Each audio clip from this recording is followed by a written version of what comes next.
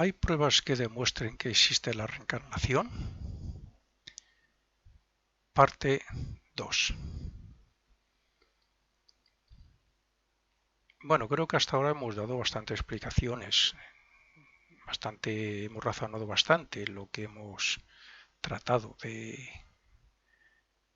aclarar, de que la reencarnación existe, de que el renacimiento es un hecho real. Pero bueno, siempre encontraremos algo más. Entonces vamos a decir que, por ejemplo, hay otro aspecto en nuestra vida que también explica la necesidad del renacimiento. Y este aspecto está relacionado con el cuerpo físico. Todos sabemos que los seres vivos nacen, crecen, se reproducen y mueren. Y esto es así porque llega una madurez donde esos cuerpos ya no pueden dar más de sí. Digamos que los seres vivos envejecen. Y ese envejecimiento llega un momento en que ya no tienen la capacidad de seguir haciendo lo que hacían cuando tenían menos años. Y eso ocurre con todos los seres vivos. Incluso un árbol llega un momento en que no dará fruta o comenzará a secarse. Nosotros necesitamos dormir cierta cantidad de horas al día, porque el sueño y el cansancio así nos lo exigen. De hecho, es el sueño, o sea, el cansancio, es el que nos produce el sueño, que no es otra cosa que necesidad de descansar. Pero eso, que se puede comparar, vamos a decirlo así entre comillas, se puede comparar casi con la muerte, en el sentido de que se pierde la conciencia. La conciencia, cuando una persona muere, ya no es consciente, no da muestra de ser consciente en este mundo. Parece que está en otro mundo o en un más allá. Y por la noche pasa lo mismo. Aunque nos movamos en la cama, pero nuestra conciencia está en otro mundo, no está aquí. Si estamos aquí es que estamos despiertos, que estamos con la conciencia de vigilia. Bueno, pues eso solo ocurre mientras el cuerpo es joven y flexible, no cuando los minerales del cuerpo se cristalizan, con el envejecimiento en el caso de las personas. Por eso y en otras cosas, cuanto más se esfuerce la humanidad por obtener una buena salud y un cuerpo joven, más años vivirá y más provecho extraerá gracias a las experiencias. Las experiencias son la base del crecimiento, es la base del desarrollo de cada individuo, de la evolución que cada uno hacemos o alcanzamos en cada vida y por supuesto después de la muerte, cuando pasamos por ese purgatorio y ese cielo.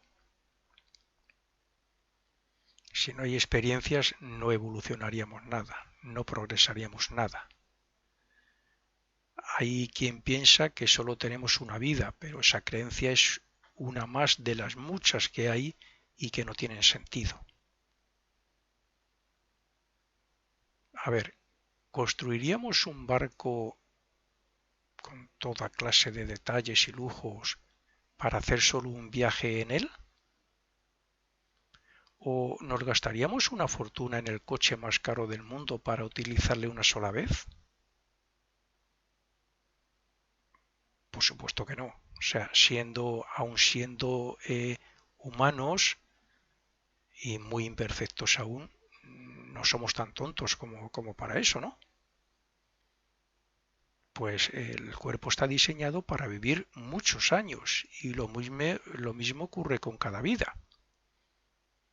Pero la mala alimentación, los productos tóxicos y drogas que se consumen, la falta de ejercicio físico, por ejemplo, también, entre otras muchas cosas, hacen que vivamos menos años y que tengamos que renacer para adquirir más y nuevas experiencias.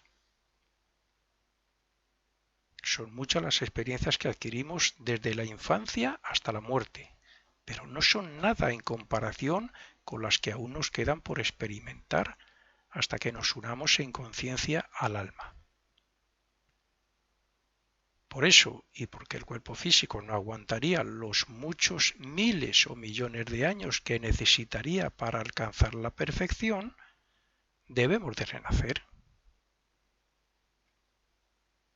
El renacimiento es necesario, es imprescindible, porque en una sola vida no podemos hacernos perfectos, no podemos desarrollar esos poderes que tenemos todos latentes, que pertenecen al espíritu propiamente dicho, no podemos desarrollarlos. Entonces se necesitan muchísimas vidas. En un cuerpo físico sabemos que no podemos aguantar más. Aquí en España pues hay una media de 80 y tantos años. Y si analizamos lo que progresamos en una sola vida, de que nacemos, la naturaleza que traemos ya que se comienza a mostrar a partir de los 18 años aproximadamente, hasta que morimos, sí es cierto que aprendemos muchas cosas y las aplicamos, pero morimos con infinidad de defectos, con muchas cosas por superar, por muchas metas por alcanzar. Por lo tanto, una sola vida no sirve nada más que para ese poquito grado de desarrollo que alcanzamos, que en comparación con la perfección no es apenas nada.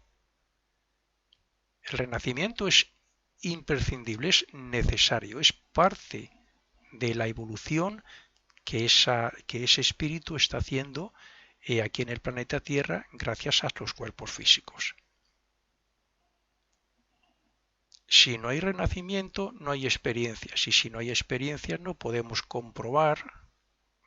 Esto voy a poner un ejemplo, que sería que es lo mismo que ocurre o lo mismo que hace el inventor cuando construye físicamente lo que ha pensado para ver si funciona. El inventor puede tener en su mente una maravilla creada, pero si no la pone a prueba, si no la construye físicamente para ponerla a prueba, no puede ver si funciona. Pues algo parecido pasa con nosotros. Nosotros aprendemos aquí y aplicamos parte de las cosas que aprendemos, y aprendemos otras muchas después de la muerte y tomamos nota de ellas allí en el purgatorio y en el cielo, pero eso hay que ponerlo en práctica.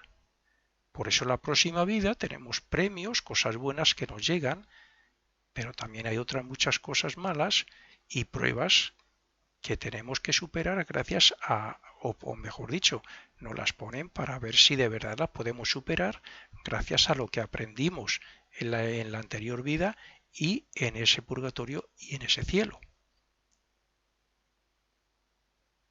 Si no hay experiencia, no podemos comprobar ni experimentar ese programa que traemos desde antes de renacer.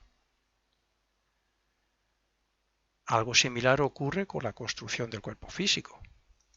Hasta ahora hemos sido ayudados a construir nuestros cuerpos, pero tiene que llegar el día en que seamos nosotros los que lo construyamos, porque uno de los motivos por los que renacemos es porque tenemos que hacernos maestros en el manejo de la materia física y de los cuerpos. Nosotros nos tenemos que hacer maestros en el manejo, la manipulación, en la utilización de la materia física, como los ángeles, que están por encima de nosotros, los más cercanos a nosotros, que viven en un mundo etérico, se han hecho expertos en el manejo y manipulación de la materia etérica. El espíritu construyó, con la ayuda de otros seres superiores, claro, unos cuerpos para poder manifestarse y experimentar aquí en la Tierra con el fin de despertar la conciencia de sí mismo, como ya hemos dicho antes, para despertar la conciencia de sí mismo y para desarrollar la mente y la voluntad. Eso fue en el pasado. Ahora, el hombre debe utilizar esos medios para elevar su conciencia y purificar esos cuerpos para que puedan ser vehículos del propio espíritu. Cuerpos que estén a disposición para la utilización del espíritu. Ahora renacemos mucho antes que hace unos miles de años porque queremos cumplir con nuestros deberes y responsabilidades y porque queremos acabar con las deudas que nos pueden atar al renacimiento. Pero esto no podremos alcanzarlo hasta que nuestra conciencia esté muy por encima del egoísmo, del materialismo, de los placeres, de todo lo personal y otros muchos aspectos que nos atan todavía a este mundo físico.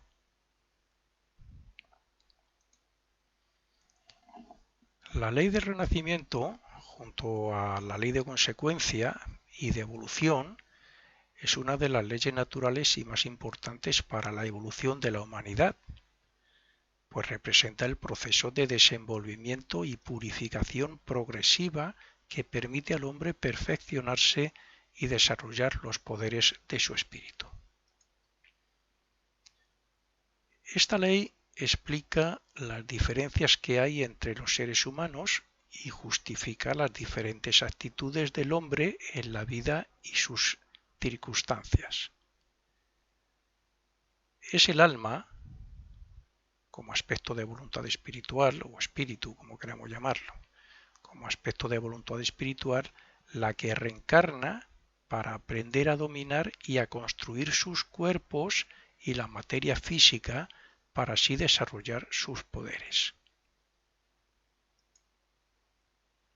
El renacimiento hace que en cada vida recapitulemos las experiencias del pasado, que cumplamos con antiguas y nuevas obligaciones, que nos relacionemos con almas ya conocidas y con otras que nos darán más oportunidades de progresar y de saldar antiguas deudas, que luchemos contra el mal desde el amor y la fraternidad, que ayudemos a los reinos que nos siguen, que colaboremos con los guías de la humanidad para que se cumpla el plan de Dios, que surjan en nuestro destino toda una serie de posibilidades y oportunidades para acelerar nuestro proceso evolutivo, etcétera, etcétera, etcétera. El renacimiento deja claro que somos un espíritu inmortal y no una simple vida que se apaga para regresar algún día con cuerpos putrefactos para que nos juzguen, como alguna religión afirma.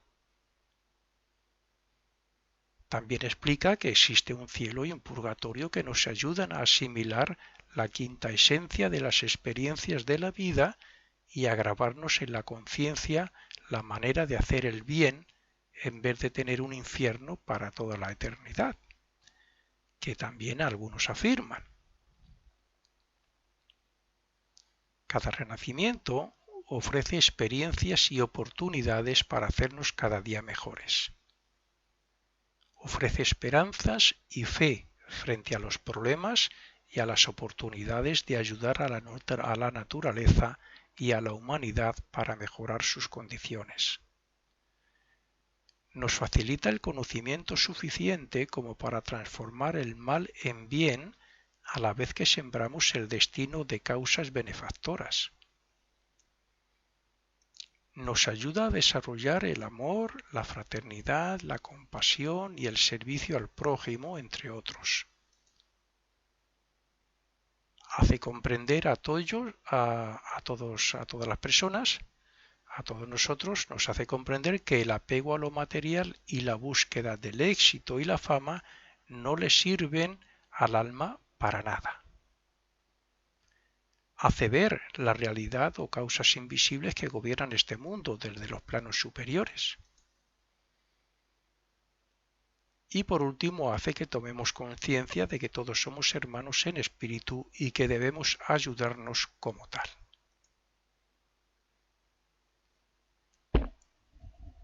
Pienso que con lo dicho en estos párrafos sería suficiente para cualquier persona que quiera convencerse de que el renacimiento es un hecho, pero aún así comentaremos algo sobre las tres teorías más conocidas al respecto, ya que lo más absurdo sería creer que en cada nacimiento humano va incorporada un alma nueva a la que Dios le ha dado determinado carácter, vicios, tendencias, posibilidades, etcétera, según le haya apetecido a ese Dios. Sería absurdo. No se puede predestinar a un ser humano a llevar cierta clase de vida por el hecho de haber nacido en un barrio bajo y entre las peores personas, porque eso sería condenarla a sufrir. Frente a esta predestinación, entre comillas, está la evolución, que hace que el salvaje llegue, como alma, a lo que hoy somos y mucho más allá, tal y como está escrito en los libros sagrados. No se puede admitir que esto sea así cuando vemos el orden que existe en el universo y la belleza de la naturaleza en nuestro mundo físico. Si admitimos que el hombre salvaje del pasado estaba destinado a desarrollarse y no a terminar en el infierno en su primera muerte, tendremos que creer en la reencarnación y en la evolución de las almas, vida tras vida, avanzando según su esfuerzo, adaptabilidad y sacrificio para que sus resultados dependan también del aprendizaje post-mortem.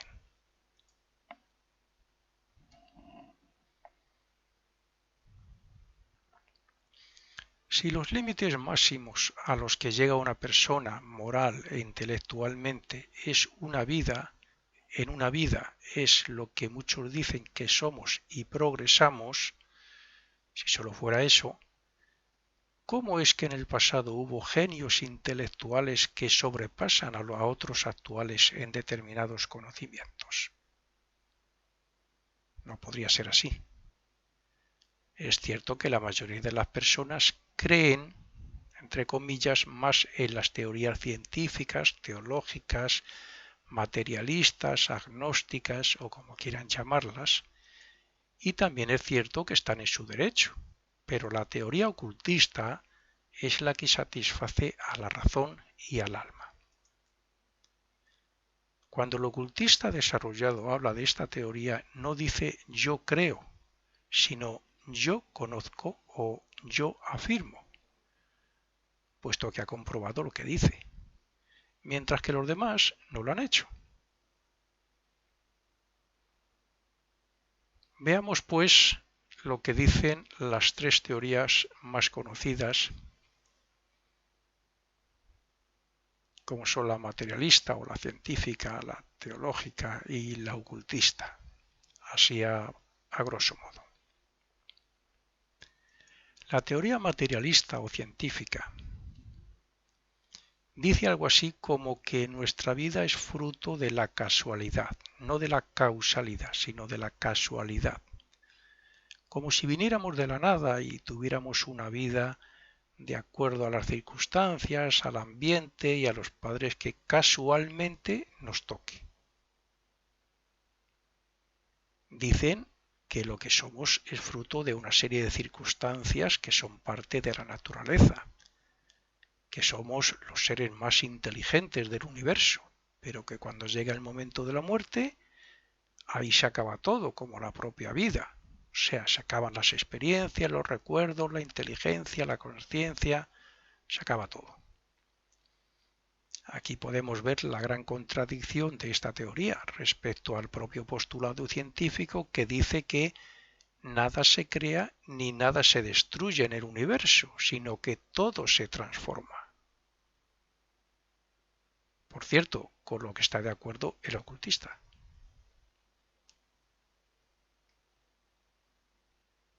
¿Cómo la sabia naturaleza, o sea, lo que nosotros llamamos Dios, otros le llaman Alá, Jehová, como quieran llamar al creador del universo, ¿no? ¿Cómo la sabia naturaleza va a trazar un plan donde todo evoluciona, que lo podemos ver y comprobar, y a la vez va a dejar perder el desarrollo intelectual, el amor entre hermanos, los ideales fraternales y compasivos, la genialidad, el arte, la ciencia, etcétera? Si todo evoluciona, como podemos comprobarlo, ese Dios no va a tener un plan para que con nuestra muerte perdamos todo lo que hemos alcanzado? Entonces, ¿para qué existe lo que llamamos evolución? ¿No es lógico que el creador del universo tenga un plan para que nada se pierda y para que los seres se beneficien de todo ello? Como sería con la reencarnación, claro, como es. La teoría materialista y científica no sabe dar respuesta a esto. Pero si meditara ante todas dudas y ante tantos interrogantes como, por ejemplo, ¿y si no se pierde todo ese fruto de la evolución cuando los humanos mueren? ¿Dónde va? Si estos materialistas, científicos, incrédulos de la reencarnación se preguntaran eso, o sea, si nosotros que afirmamos que no se pierde y ellos se preguntaran entonces dónde va toda esa sabiduría, todas esas cosas que alcanzamos en una vida, a lo mejor comenzarían a creer en la reencarnación. La teoría materialista no puede afectar a la mente, puesto que no está compuesta de materia física. La mente no es materia física. El cerebro sí, la mente no. La mente es superior a la materia. De hecho, el pensamiento crea el carácter y el carácter forma la expresión de la cara, como se ha comprobado. Sabemos que cada pocos años se cambian las moléculas y células del cuerpo físico y que los átomos que las forman ni siquiera son permanentes en el cuerpo. Entonces, si como dice esta teoría, la mente se forma de la misma manera que el cuerpo, o sea, de materia física, para morir con el cuerpo, ¿no se debería perder la memoria de las experiencias cada poco tiempo? Se deberían perder entonces. ¿Qué ocurriría con la conciencia de sí mismo si esta teoría fuera cierta? ¿La perderíamos también? ¿No nos reconoceríamos como individuos a nosotros mismos? Está claro que si eso fuera así, en la vejez no recordaríamos nada más que los últimos años de nuestra vida. No sé cómo enfocarán, en contra de esa teoría, claro, no sé cómo enfocarán el hecho de las regresiones tan de moda de unos años para acá, de expresiones desconocidas en personas en trance, u otros casos donde alguien dijo que estuvo en determinado sitio siendo niño en otra vida y se ha comprobado que fue así. En mi opinión, esta teoría es la que menos se sostiene.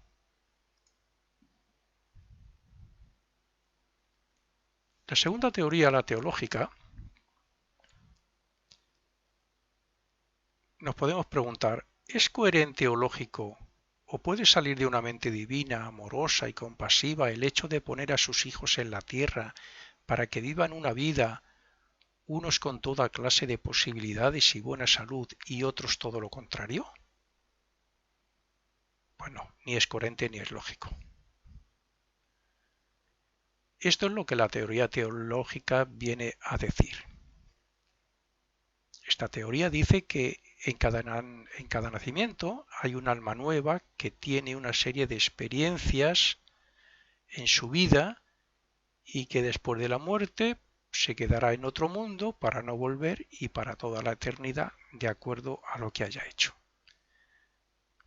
Mucho bueno o mucho malo en el purgatorio, en el infierno, en el cielo, o se quedarán allí hasta que vuelvan a resucitar incluso en el cuerpo físico, hay alguna religión que afirma.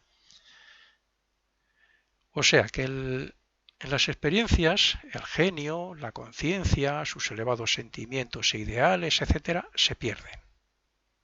Es más, si ha caído como hijo en manos de una gente que se dedica a robar y a matar y se hace un delincuente, después de muerto se pasará toda la eternidad sufriendo por todo el mal que ha hecho ese hijo de Dios, o sea, cualquiera de de nosotros. Esto es lo más absurdo. Digo yo, vamos.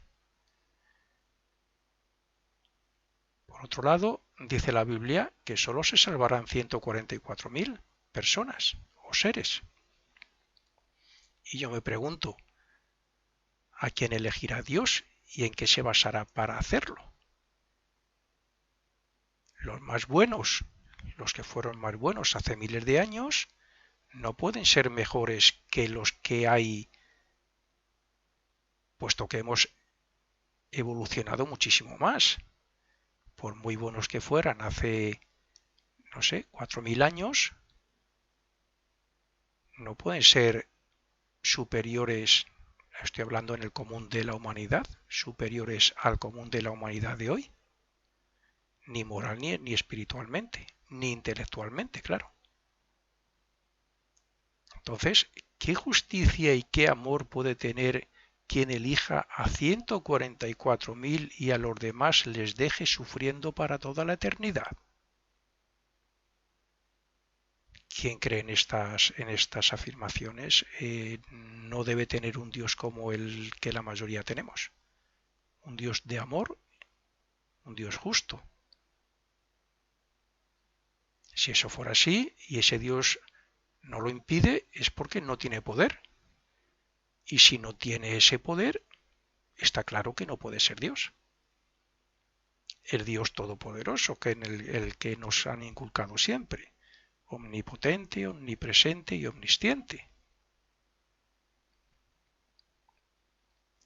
Es más, si Dios envió a su Hijo para que salvara a toda la humanidad, ¿por qué solo va a salvar a esa cantidad? Si la naturaleza intenta sobrevivir y los seres intentan sacar adelante y salvar a su progenie, porque todos intentamos luchar para sobrevivir y para estar bien y para progresar, para que todo salga bien, por decirlo así. Entonces, ¿por qué no lo va a hacer Dios? ¿Por qué no va a salvar? ¿No va a tener un plan Dios para salvar a toda la humanidad y para que todo termine bien? Si el hombre, imperfecto como es aún, como somos, tiene los mejores medios de salvación a su alcance ante cualquier catástrofe o accidente, porque sabemos que la experiencia nos ha enseñado a ser cada vez más precavidos y ante cualquier catástrofe o cualquier cosa acudir cuanto antes con los mejores medios, nosotros imperfectos, entonces, ¿cómo siendo Dios todopoderoso, omnipresente y omnisciente no va a tener un plan para que toda la humanidad pueda salvarse? Sería absurdo si no lo tuviera. Si nosotros, con nuestra pequeña voluntad, hacemos todo lo que podemos para salvar a quienes estén en peligro y no solo a los que nos parezca bien, ¿por qué va a hacer Dios una selección para salvar solo a unos pocos? Por tanto, la teoría teológica, sobre todo de algunas religiones, pues tampoco es muy válida. Y pasamos, por tanto, a la teoría del Renacimiento, la que enseña la filosofía oculta. Esta teoría es la que defiende el ocultista, porque sabe que Dios diferencia, repito, diferencia en sí mismo, dentro de él mismo, separa temporalmente a un enjambre, a una oleada de espíritus o chispas divinas, para que en su momento se conviertan en dioses, gracias a la gran diversidad de formas y cuerpos que utilizarán en la tierra con el fin de adquirir las experiencias necesarias que faciliten la expresión de sus poderes divinos que ahora están latentes. La vida de estos espíritus, conscientes de su propio mundo, pero inconscientes del nuestro, han habitado formas similares a los reinos que conocemos. Y dentro de su evolución, claro, han desarrollado la conciencia de sí mismas, la mente y la voluntad. Pero aún les queda mucho más. Y eso solo se puede conseguir a través del renacimiento de esa misma alma en cuerpos físicos cada vez más perfectos, precisamente gracias a su colaboración y a su desarrollo. Desde nuestro estado salvaje del pasado, hemos llegado a ser lo que somos hoy, pero nos falta otro tanto que recorrer hasta alcanzar la meta de la perfección. Todo evoluciona lenta pero persistentemente y por eso, y porque Dios tiene un plan amoroso para todos sus hijos, podemos asegurar que todos nos salvaremos de una forma u otra. Porque si Dios es omnipotente e inmortal, también lo somos nosotros sus hijos. Las otras teorías no dan opción a que el alma pecadora se arrepienta y demuestre con sus buenas obras y su amor que ha cambiado y que quiere llevar una vida más moral y espiritual. Ninguna de las otras dos teorías permiten eso. Pero la teoría del renacimiento no solo hace eso, sino que hace que el destino le enseñe las lecciones que necesita para que devuelva el bien en mal, el mal que ha hecho en forma de bien. La evolución sigue siempre una misma dirección, hacia adelante y hacia arriba. Por eso no hay teoría más absurda que la que dice que el hombre puede ir marcha atrás hasta renacer en cuerpos de animales o vegetales. Eso procede principalmente de Oriente y algunos occidentales todavía siguen creyéndolo. No hay nada escrito al respecto en ningún libro de los considerados sagrados de todas las culturas o religiones del mundo. Hasta donde yo sé, en ninguno.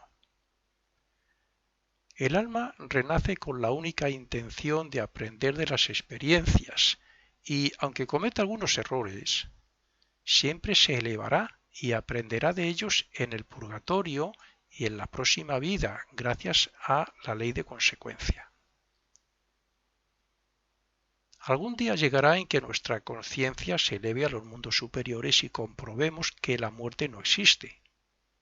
Ese día llegará. De hecho, algunas personas hoy lo han alcanzado y lo han comprobado.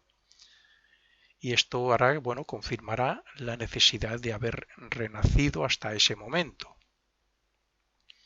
Entonces nos habremos librado del renacimiento, como ya muchos, ya he dicho, lo han hecho, para dedicarse a ayudar a los que seguimos aquí y a los reinos que nos siguen. La evolución también lleva consigo eso. Según vamos alcanzando una meta tras otra, nos obliga a ayudar a los que vienen detrás de nosotros, en este caso a los animales principalmente, aunque también nuestra labor se relaciona con los minerales y con los vegetales. Nosotros nos estamos haciendo maestros en el manejo, como he dicho, de la materia física y nuestra labor principal está relacionada con la materia física dentro de la evolución que estamos haciendo. Pero también nuestra evolución contribuye al progreso de los reinos vegetales, de los vegetales y de los animales. Y lo mismo ocurre respecto a los ángeles, a los arcángeles y otras jerarquías en relación con nuestra evolución. Ellos están colaborando para que nosotros podamos evolucionar y intervienen en nuestro nacimiento y en nuestras reencarnaciones y en lo que ocurre después de la muerte. Y bien, para terminar ya voy a decir algo que dijo Oliver Wendell Holmes en su poema titulado El caracol en su concha. Dice así: el caracol construye su concha espiral en departamentos seccionales y va abandonando constantemente los más pequeños para ocupar el último de lo que ha construido. Bien, esta es la imagen de la evolución que está haciendo el hombre a través del renacimiento hasta que llegue el momento en que ya no habrá cuerpos que habitar y entonces se haga libre de las ataduras de la carne y de la materia. Entonces seremos clarividentes, estaremos en un cuerpo etérico, no físico, y estaremos en esos otros mundos totalmente libres. Y bien, y aquí terminamos esta conferencia.